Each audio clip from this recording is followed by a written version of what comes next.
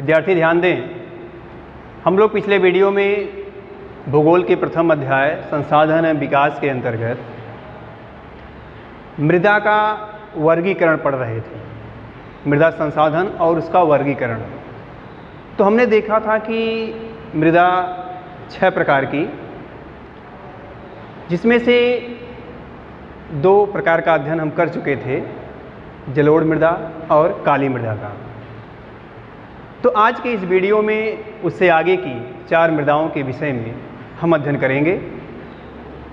जैसा कि आप देख रहे हैं व्हाइट बोर्ड पर लिखा हुआ है लाल व पीली मृदा। लाल व पीली मृदा। तो इसका नाम है लाल व पीली मृदा क्योंकि इसका रंग लाल होता है। लाल क्यों होता है? क्योंकि इसमें फेरस ऑक्साइड, लौह ऑक्साइड की मात्रा पाई जाती है, इसलिए इसका रंग लाल होता है।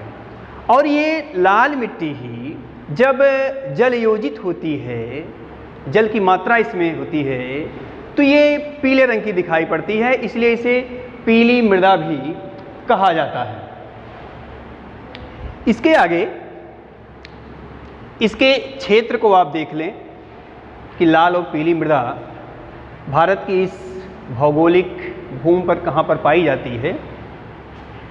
तो इसका संकेत हमने ऐसा बनाया हुआ है, खड़ी और बेड़ी रेखाएं लाल रंग की आप देख रहे हैं। जहाँ पर ये खड़ी और बेड़ी रेखाएं हमने बनाया हुआ है, ये लाल और पीली मृदा का क्षेत्र है।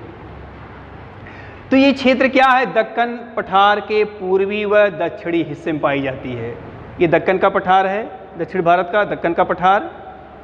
इसके दक्षिणी व पूर्वी हिस्से में आप देख रहे हैं, ये पूर्व इधर है, तो ये पूर्वी हिस्सा और ये दक्षिणी हिस्सा।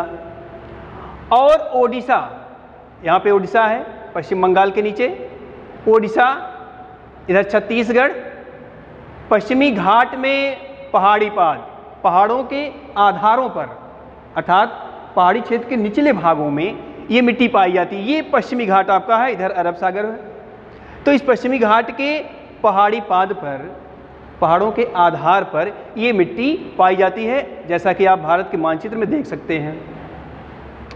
इसके बाद मध्य गंगा मैदान का दक्षिणी छोर, गंगा यहाँ से, गंगोत्री से यहाँ से निकल रही है, उत्तराखंड, उत्तर प्रदेश होते हुए इधर बिहार, ऐसे बंगाल खाड़ी में गिरती है। तो उसका क्या कह रहा है कि मध्य गंगा मैदान का, ये मध्य गंगा मैदान का ये दक्षिणी छोर, इधर दक्षिण है, तो यहाँ भी ये मिट्टी पाई जाती है। हमने पहले ही बताया कि इसका रंग लाल क्यों होता है, क्योंकि इसमें लौह ऑक्साइड की मात्रा पाई जाती है। पीला रंग क्यों होता है? जल योजन के कारण ये पीले रंग की दिखाई पड़ती है। इस मिट्टी में नाइट्रोजन, फास्फोरस और ह्यूमस की कमी पाई जाती है। ह्यूमस क्या होता है?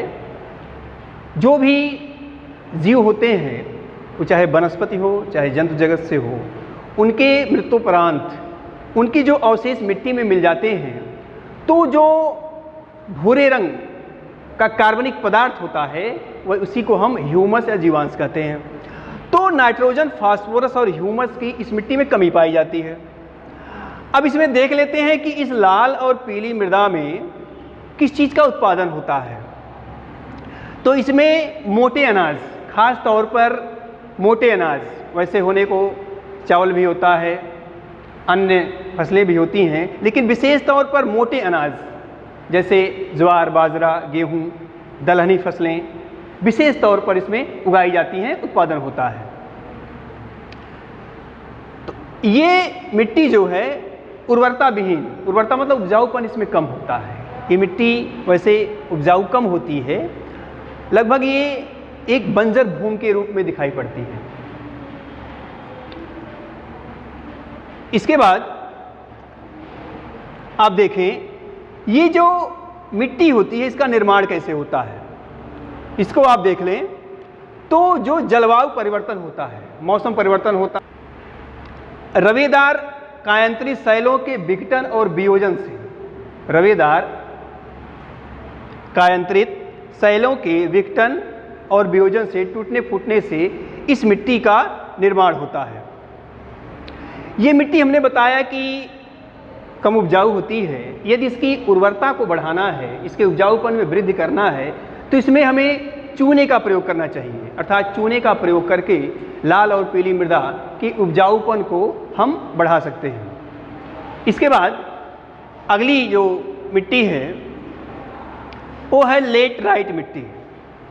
लेटराइट मिट्टी का ये संकेत है।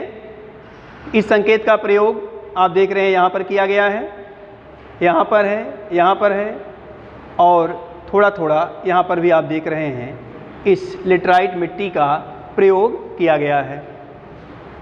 लेटराइट जो है वो ग्रीक भाषा के शब्द लेटर से बना हुआ है। लेटर जिसका अर्थ होता है ईंट, जिसका अर्थ होता है ईंट। इस मिट्टी में खास तौर पर आयरन और सिलिका, आयरन, सिलिका और एल्यूमिनियम और चूने की मात्रा अधिक होती है। ये मिट्टी भी कम उपजाऊ होती है क्योंकि इसमें पोषक तत्वों की कमी होती है, पोषक तत्व कम पाए जाते हैं। वैसे इसमें ह्यूमस की मात्रा तो नहीं होती, लेकिन जहाँ पर इस मिट्टी में जहाँ पर सदाबहारी या पर्णपाती, सदाबहारी जो वर्ष भर हरे भरे रहते हैं ऐसे वन, और पर्णपाती जो वर्ष में एक बार अपने पत्ते झाड़ते हैं, गिरा देते हैं, तो उन क्षेत्रों में ह्यूमस की मात्रा पाई जाती है। जहाँ पर पर्णपाती और सदाबहारी वन मिलते हैं इस मिट्टी में, वहाँ पर ह्यूमस की मात्रा पाई जाती है। अब इसके क्षेत्र को देख लेते हैं। भारत के मानचित्र में इसका क्षेत्र स्पष्ट रूप से दिख रहा है। आप जान लें कि अधिकांश दक्षिणी राज्यों में, चूंकि ये दक्षिणी राज्य हैं, आप देख रहे हैं यहाँ पर है, यहाँ पर है, यहाँ पर है। दक्षिणी राज्यों में, महाराष्ट्र में भी, क्योंकि यहाँ महाराष्ट्र है, यहाँ भी आपको लेटराइट मृदा दिख रही है। के पश्चिमी घाट, ये पश्चिमी घाट है, यहाँ पर पूरी ये देख रहे हैं आप लेटराइट मिट्टी। इसके बाद ओडिशा में भी थोड़ी मात्रा में पाई जाती है और पश्चिम बंगाल का कुछ भाग।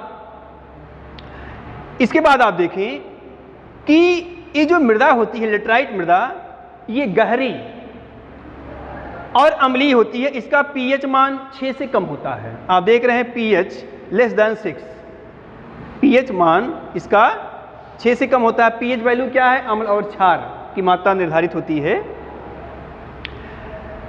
ये मृदा जो है, लेटराइट मृदा जो है, ये उष्णकटिबंधीय और उपोष्णकटिबंधीय क्षेत्रों में भारी वर्षा से निच्छालित लीचिंग के परिणाम स्वरूप निर्मित होती है। यदि इस मिट्टी में मृदा संरक्षण किया जाए, मृदा को संरक्षित किया जाए, तो संरक्षण करते हुए कर्नाटक, केरल, तमिलनाडु, यहाँ लिखा है कर्नाटक, केरल और तमिलनाडु में चाय और कॉफ़ी, कॉफ़ी अंग्रेजी है जिसको कहवा बोलते हैं, उसकी खेती की जाती है। कर्नाटक में, केरल में, तमिलनाडु में मृदा संरक्षण करके चाय और कॉफ़ी की खेती की जाती है। इसी प्रकार आप देखें तो तमिलनाडु, केरल, आंध्र प्रदेश में काजू का उत्पादन इस मिट्टी में किया जाता है। लेटराइट मिट्टी में काजू का भी उत्पादन किया जाता है। ये लेटराइट मृदा जो है वो जंग के रंग की होती है। इसमें भी लौह ऑक्साइड पाया जाता है। जैसे लोहे वगैरह में जब जंग लग जाता है तो जंग का जो रंग होता है, ये मिट्टी लगभग उसी रंग की ये पाई जाती है। तो ये तो हुआ लेटराइट मिट्टी। इसमें भी मोटे अनाजों का उत्पादन होता है। इसके बाद आप देखें ऊपर लिखा है मरुस्थलीय मृदा और इसका संकेत ये है। तो आप देख रहे हैं यह संकेत यहां पर बना हुआ है। और यह जो क्षेत्र है ये अरावली पर्वत का पश्चिमी क्षेत्र है। पश्चिमी थोड़ा दक्षिणी क्षेत्र है अरावली पर्वत का। तो यहाँ पर मरुस्थलीय मृदा पाई जाती है। मरुस्थलीय मृदा मतलब जो रेतीली होती है, लवड़ी होती है, इसमें नमक की मात्रा जो है वो ज़्यादा होती है। और ये लाल और भूरे, ये मरुस्थलीय मृदा लाल और भूरे रंग की होती है, लवड़ी होती है। कहीं कहीं तो झीलों से जल को वाष्पित करते हुए, अर्थात जल के वाष्पन के द्वारा खाने वाले नमक का निर्माण भी किया जाता है। इस मरुस्थलीय मृदा में ह्यूमस की कमी पाई जाती है, लेकिन इसके नीचे की परतों में, जो मरुस्थलीय मृदा है उसके नीचे की परतों में आप देखेंगे चूने के कंकर की सतह होती है। चूने के कंकर की सतह होती है, तो उससे क्या होता है, जल अंतःसंजन अर्थात जल नीचे जो है वो नहीं जा पाता है, वो अवरुद्ध करता है, वो अवरोध पैदा करता है जो चूने का कंकर नीचे होता है। तो लिखा है यहाँ पर जल अंतःसंजन अवरुद्ध हो जाता है। इस मृदा में मोटे अनाज की कृषि संभव हो जाती है। वैसे कृषि के लिए ये मिट्टी अनुपयुक्त है, लेकिन सिंचित क्षेत्र बनाकर सिंचाई की सुविधा यदि की जाए तो वहाँ पर मोटे अनाज जैसे ज्वार हुआ, बाजरा हुआ, इन सब की खेती की जाती है और की जा सकती है। इसमें देखेंगे कि लोहा और फास्फोरस इस मिट्टी में, मरुस्थलीय मृदा में लोहा और फास्फोरस वो पर्याप्त मात्रा में वो मिलता है, क्योंकि ये गर्म और शुष्क क्षेत्र होता है, गर्म और शुष्क क्षेत्र होता है, इसलिए यहाँ वाष्पन अधिक होता है। इसके बाद आप देखें कि ये मरुस्थलीय मृदा मुख्य रूप से यहाँ दिखाई पड़ रही है, तो थोड़ा दक्षिणी राजस्थान, थोड़ा कुछ गुजरात के क्षेत्र में भी ये मरुस्थलीय मृदा ये पाई जाती है। इसके बाद आप देखें लिखा है वन मृदा, वन या पर्वत। आप देख रहे हैं यहाँ पर इस संकेत का प्रयोग किया गया है, ये यहाँ से यहाँ और यहाँ पर है, यहाँ, यहाँ और यहाँ तक है, आप देख रहे हैं। तो वन मृदा क्या है कि ये पर्वतीय क्षेत्रों में जहाँ पर पर्याप्त वर्षा वन उपलब्ध है, जहाँ पर पर्याप्त वर्षा वन पाए जाते हैं, वहाँ पर ये वन मृदा पाई जाती है। वन मृदा को आप देखें तो जो नदी घाटी का क्षेत्र होता है, वो नदी घाटी में दोमट व सिल्टदार होती है, दोमट होती है और सिल्टदार होती है, जो उपजाऊ होती है। लेकिन उसके जब ऊपरी ढाल पर आप जाएंगे तो वहाँ इसके कण बड़े मोटे पाए जाते हैं, जो कम उपजाऊ होता है। इस मिट्टी में अपर्दन भी होता है। कहाँ पर होता है? हिमाच्छादित क्षेत्र में, जो हिम से आच्छादित और ढका हुआ क्षेत्र होता है, वहाँ पर इस मिट्टी में अपर्दन भी होता है। अपर्दन से तात्पर्य कटाव और बहाव से है।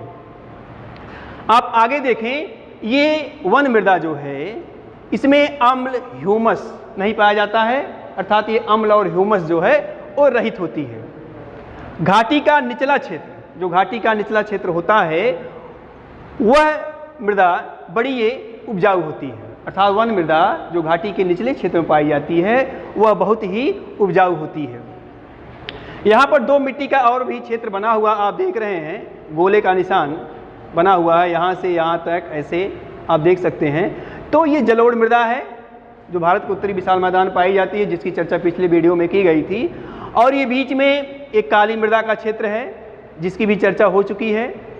आप देखेंगे जलोढ़ मृदा ये किनारे ऐसे से देखिए यहाँ तक भी है, तो ये कैसा क्षेत्र है? समुद्र तटीय क्षेत्र है। तो जो ये नदियाँ हैं जैसे कावेरी, कृष्णा, गोदावरी, महानदी, जो ये बंगाल की खाड़ी में गिरती हैं, तो उन नदियों के मुहाने पर, अर्थात उसके डेल्टाई क्षेत्र में, चूँकि मुहाने पर ही नदियाँ डेल्टा का निर्माण करती हैं, क्योंकि इनकी गति वहाँ जाते जाते धीमी हो जाती है, जिससे अपने साथ लाए हुए अवसादों को जमा करने लगती हैं। तो जो इन नदियों का डेल्टाई क्षेत्र है, जलोढ़ मृदा का विस्तार यहाँ पर भी पाया जाता है। और ये काली मिट्टी है जिसकी चर्चा पिछले वीडियो में हो चुका है।